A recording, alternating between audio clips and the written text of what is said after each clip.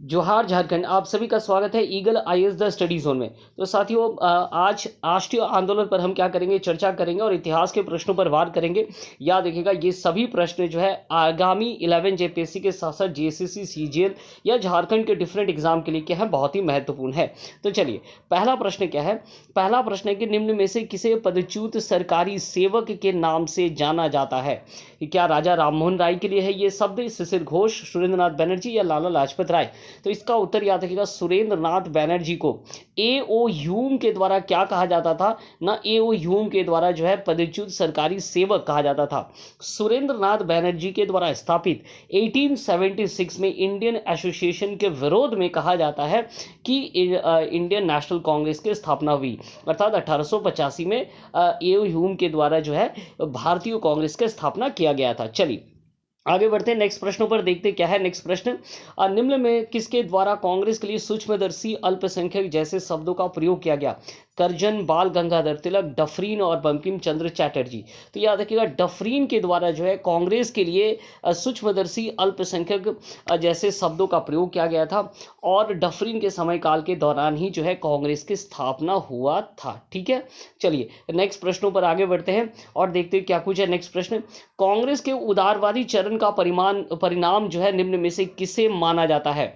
1885 से लेकर याद रखिएगा 1905 तक कांग्रेस का उदारवादी चरण माना जाता है और इस चरण के दौरान जो है कांग्रेस के द्वारा संवैधानिक हम कह सकते हैं संवैधानिक अनुनय विनय अर्थात प्रेयर पिटिशंस के आधार पर जो है अंग्रेजों के सामने प्रार्थना रखा गया था और इस चरण के परिणाम स्वरूप जो है भारतीय परिषद अधिनियम जो है 1892 क्या किया गया ना, नियम एक्ट जो है अधिनियम लाया गया था और इस अधिनियम के द्वारा जो है कुछ हद तक जो है अधिकार, जैसे बजट पर बहस करने का अधिकार दिया गया था, हालांकि मतदान करने का अधिकार नहीं दिया गया था।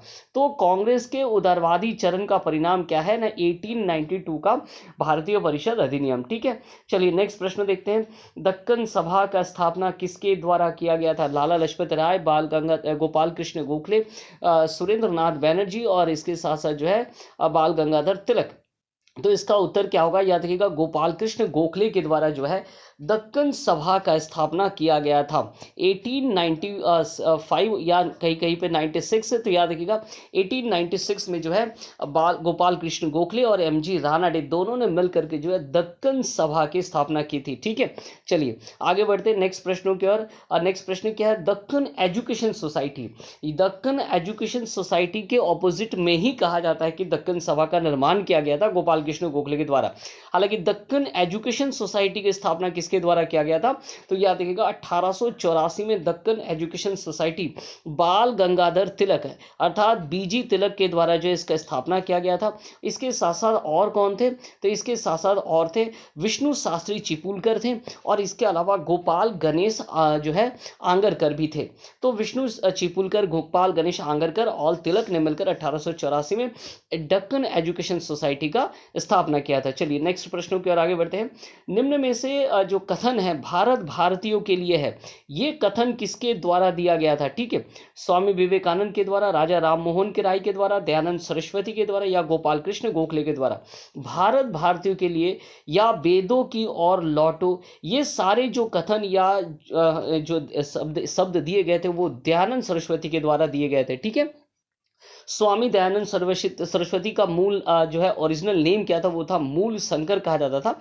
इनके द्वारा जो है आर्य समाज की स्थापना किया गया था। कब, तो 1875 में आर्य समाज का स्थापना किया गया था। इसके अलावा गुरुकुल विधि या गुरुकुल सिस्टम जो है इन्हीं के द्वारा लाया गया था।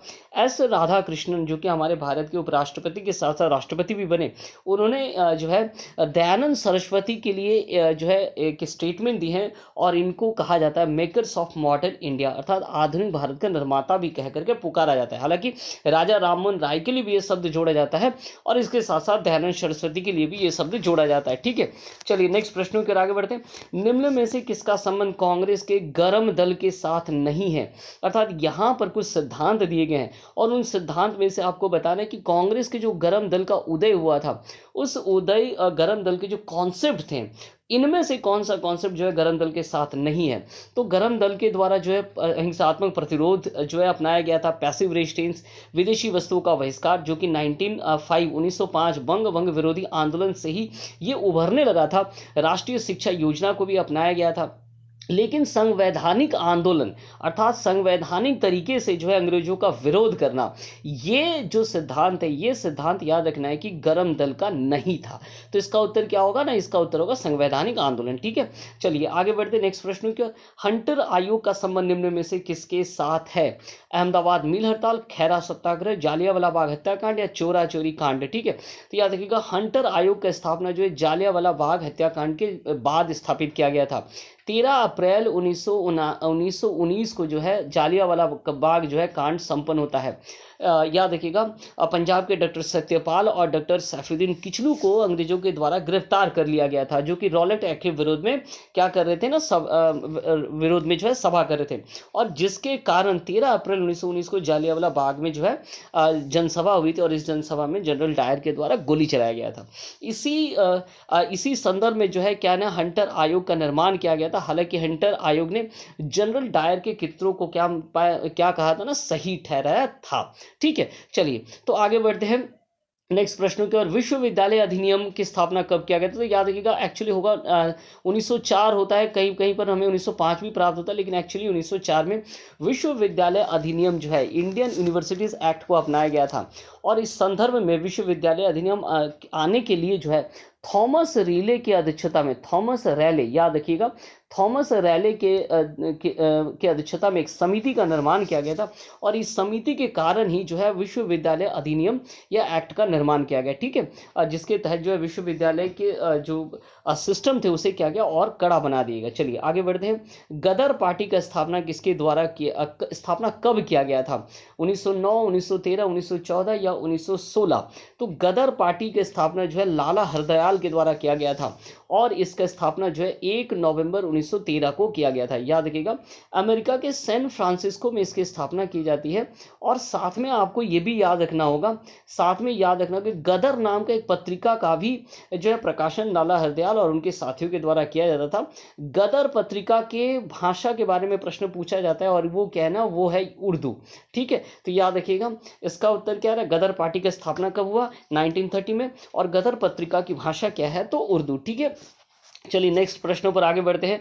शोर कमेटी का संबंध जो है निम्न में से किसके साथ है? शोर कमेटी कामाटा गामा जो प्रकरण था, या कामाटा गारू प्रकरण जो था, उसी प्रकरण के परिणाम स्वरूप जो है शोर कमेटी का निर्माण किया गया था। कनाडा में प्रवेश जो जहाज थे उसे प्रवेश करने से रोक दिया गया था, और उसके लिए जो कानूनी लड़ाई लड़ी गई थी वो शोर कमेटी के माध्यम से लड़ा गया था। तो इसका संबंध किसके साथ है? तो कामागाटा गाड़ू प्रकरण के साथ है, जो कि 1914 का इवेंट है, और इससे जुड़े हुए कौन थे? तो गुरुदत्त सिंह इससे जुड़े हुए थे। ठीक है, चलिए नेक्स्ट प्रश्नों की ओर आगे बढ़ते हैं। निम्न में से कौन से अधिवेशन में कांग्रेस के द्वारा स्वराज के लक्ष्य को घोषित किया गया? अर्थात प्रथम बार स्वराज जैसे शब्दों को कांग्रेस का क्या है ना, लक्ष्य है, इसे घोषित किया गया। और कौन से अधिवेशन में? बॉम्बे अधिवेशन, बनारस अधिवेशन, कलकत्ता अधिवेशन या सूरत अधिवेशन? तो इसका उत्तर याद रखिएगा कलकत्ता अधिवेशन। दादा भाई नौरोजी के द्वारा जो है स्वराज के लक्ष्य को रखा गया। ठीक है, दादा भाई नौरोजी के द्वारा जो है स्वराज के लक्ष्य को रखा गया था। और ध्यान में रखिएगा इसी अधिवेशन में स्वराज के लक्ष्य को क्या क्या घोषित किया गया था। ठीक है, और इसके साथ साथ सूरत अधिवेशन में जो है कांग्रेस में बंटवारा हो जाता। हालांकि 1906 जो कि कलकत्ता अधिवेशन का समय काल है, इसी दौरान ही जो है गरम दल और नरम दल में खिटपिट चल रही थी, और वो सूरत अधिवेशन में वो खिटपिट जो है बाहर आ गया और कांग्रेस दो भागों में विभाजित हो गया। ठीक है, चलिए नेक्स्ट प्रश्नों की ओर आगे बढ़ते देखते हैं। नेक्स्ट प्रश्न क्या है? नील दर्पण का संबंध जो है निम्न में से किस आंदोलन के साथ है? संताल विद्रोह, चंपारण आंदोलन, नील आंदोलन, अहमदाबाद मिल आंदोलन? दीनबंधु मित्र के द्वारा लिखित, याद रखिएगा दीनबंधु मित्र द्वारा लिखित नाटक है नील दर्पण, और इसका संबंध जो है नील आंदोलन के साथ है। 1859 नदिया जिले से जुड़ा हुआ है नील आंदोलन। ठीक है, विष्णु विश्वास और दिगंबर विश्वास इसके क्या थे? नेतृत्व करता थे। चलिए, कांग्रेस द्वारा पूर्ण स्वराज जो है कब पारित किया गया? अर्थात कांग्रेस द्वारा कौन से अधिवेशन में पूर्ण स्वराज के मांग को पारित किया गया? तो इसका उत्तर क्या होगा? इसका उत्तर होगा 1929 लाहौर अधिवेशन, जिसके अध्यक्ष कौन थे? तो पंडित जवाहरलाल नेहरू। और इसी क्रम में आपको याद होगा 26 जनवरी 1930 को जो है स्वतंत्रता दिवस में मनाया गया था। ठीक है, तो इसका उत्तर क्या होगा? 1929 इसका उत्तर होगा। चलिए, मराठा और केसरी पत्रिका का संबंध निम्न में से किसके साथ है? सुरेंद्र नाथ बनर्जी, बिपिन चंद्र पाल, लाला लाजपत राय या बाल गंगाधर तिलक? तो मराठा और केसरी पत्रिका का संबंध जो है बाल गंगाधर तिलक के साथ है। इनके द्वारा मराठा जो है अंग्रेजी में और केसरी पत्रिका का प्रकाशन जो है मराठा में किया जाता था। ठीक है, तो इसका उत्तर क्या होगा? इसका उत्तर होगा बाल गंगाधर तिलक, इसका उत्तर होगा। चलिए, मराठा का प्रकाशन, मराठा और केसरी दोनों का प्रकाशन याद रखिएगा जनवरी 1821 में किया गया था। मराठा और केसरी दोनों जो है एक 2-4 दिन आगे पीछे से ही प्रकाशित हो रही है और बाल गंगाधर तिलक के द्वारा इसका प्रकाशन किया गया था। ठीक है, चलिए नेक्स्ट प्रश्नों पर आगे बढ़ते हैं। निम्न में से किस आंदोलन ने कांग्रेस के विभाजन को प्रेरित किया?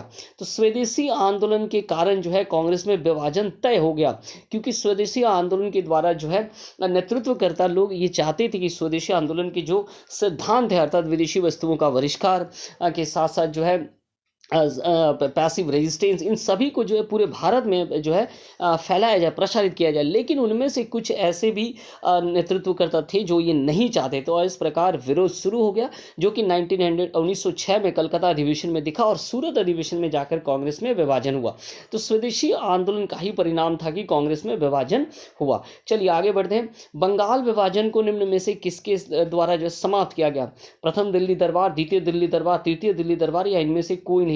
बंगाल विभाजन 1905 में अपनाया गया और इसे समाप्ति कब किया गया? तो 1911 में इसे समाप्त कर दिया गया, अर्थात तृतीय दिल्ली दरबार के द्वारा इसे समाप्त कर दिया गया।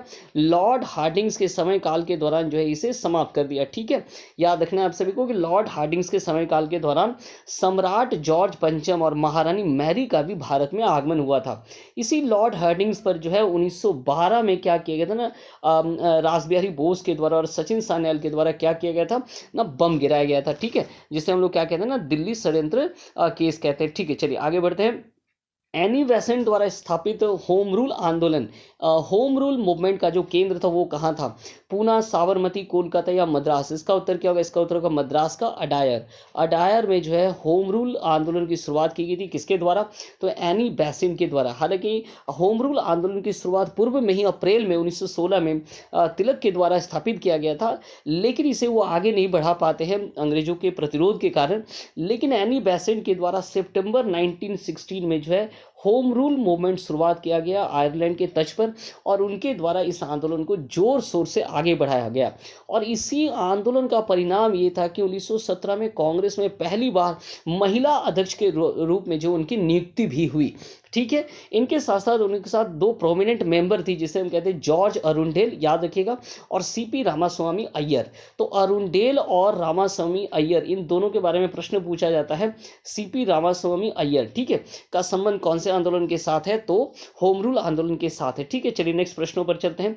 मुस्लिम लीग के संस्थापक सदस्य कौन माने जाते हैं? सैयद अहमद खां, बदरुद्दीन तैयबजी, सलीमुल्लाह या मौलाना अब्दुल कलाम? इसका उत्तर क्या होगा? सलीमुल्लाह को क्या माना जाता है? मुस्लिम लीग के संस्थापक माने जाते हैं। आगा खां और सलीमुल्लाह दोनों के द्वारा जो है मुस्लिम लीग की स्थापना जो है किया गया था। कब? तो 1906 में। ठीक है, और ये संस्थापक सदस्य माने जाते हैं। इनके द्वारा पृथक निर्वाचन मंडल की मांग की गई थी, और इसी का परिणाम था कि 1909 में मॉर्ले मिंटो सुधार में इन्हें जो है पृथक निर्वाचन मंडल मिला। चलिए आगे बढ़ते हैं। नेक्स्ट प्रश्न, साप्ताहिक पत्रिका कॉमन व्हील का संबंध निम्न में से किसके साथ है? तो कॉमन व्हील और न्यू इंडिया, इन दोनों पत्रिका को याद रखिएगा, न्यू इंडिया और कॉमन व्हील, ये किससे जुड़े हुए हैं? तो ये दोनों जो है होम रूल मूवमेंट से जुड़े हुए हैं, और एनी बेसेंट के द्वारा जो है क्या किया गया ना, संपादित किया जाता था। तो एनी बेसेंट का कॉमनवेल्थ और न्यू इंडिया के द्वारा जो है होम रूल आंदोलन को आगे बढ़ाया गया था। अब मैं आपको बता दूं, न्यू इंडिया के बारे में कहा जाता है कि एनी बेसेंट के द्वारा 1914 में जो है मद्रास स्टैंडर्ड पेपर को खरीदा गया था, जिसे आगे क्या नाम दे दिया गया ना, न्यू इंडिया नाम दे दिया गया। ठीक है, चलिए आगे बढ़ते हैं नेक्स्ट प्रश्नों की ओर। नेक्स्ट प्रश्न है, क्या तीन कठिया व्यवस्था का संबंध निम्न में से किसके साथ है? स्वदेशी आंदोलन, होम रूल आंदोलन, रंग भेद विरोधी आंदोलन या चंपारण सत्याग्रह? तीन कठिया का संबंध जो याद रखिएगा चंपारण सत्याग्रह के साथ है, अर्थात 3/20 भाग में जो है क्या करना पड़ेगा, नील की खेती करनी पड़ेगी। इसके साथ साथ तकावी ऋण, इन दोनों का संबंध किसके साथ है, तो चंपारण सत्याग्रह के साथ है। चंपारण सत्याग्रह का अर्थ ही हो गया गांधी जी का प्रवेश। ठीक है, चलिए आगे बढ़ते हैं। इंडियन ओपिनियन पत्रिका का संबंध किसके साथ है, तो इंडियन ओपिनियन पत्रिका का सीधा संबंध किसके साथ है, तो गांधी जी के साथ है। गांधी जी के द्वारा जो है साउथ अफ्रीका में रंगभेद विरोधी आंदोलन चलाया गया था, और उस दौरान उन्होंने जो है क्या किया था ना, उन्होंने इंडियन ओपिनियन पत्रिका का संपादन भी किया था। और इसके साथ साथ फिनिक्स आश्रम 1904 में उनके द्वारा जो फिनिक्स आश्रम जो है स्थापित किया गया था। ठीक है, चलिए आगे बढ़ते हैं। मुस्लिम लीग के मांग का परिणाम, जैसे कि मैंने आपको कहा कि 1908 में मुस्लिम लीग का अमृतसर में अधिवेशन होता है। इस अधिवेशन में वे पृथक निर्वाचन मंडल को जो है सबसे ज़्यादा प्रायोरिटी देते हैं, और इस कारण से 1909 में मॉडले मिंटो सुधार में जो पृथक निर्वाचन मंडल की व्यवस्था की जाती है। ठीक है, तो इसका उत्तर क्या होगा, इसका उत्तर होगा 1909 का मॉडले मिंटो सुधार। निम्न में से किसके द्वारा जर्मनी में इंटरनेशनल सोशल कांग्रेस में भारत का झंडा फहराया गया था, तो इसका उत्तर क्या होगा, इसका उत्तर होगा मैडम भिकाजी कामा के द्वारा। 1907 में जर्मनी की स्टुगार्ट में Indian social Congress, international social Congress में जो है भारत का झंडा फहराया गया था, तो मैडम भिकाजी कामा के द्वारा ये कार्य किया गया था, और भारत प्रथम बार विदेशों में जो है झंडा फहराया इन्हीं के द्वारा किया गया था। तो याद रखिएगा ऐसे कुछ प्रश्न थे जो कि राष्ट्रीय आंदोलन से जुड़े हुए थे, और ऐसे ही प्रश्नों से इतिहास के प्रश्नों के लिए और झारखंड के डिफरेंट एग्जाम के लिए हमारे साथ जुड़ना ना भूलें eagle IAS the study zone में। आप सभी का बहुत बहुत धन्यवाद।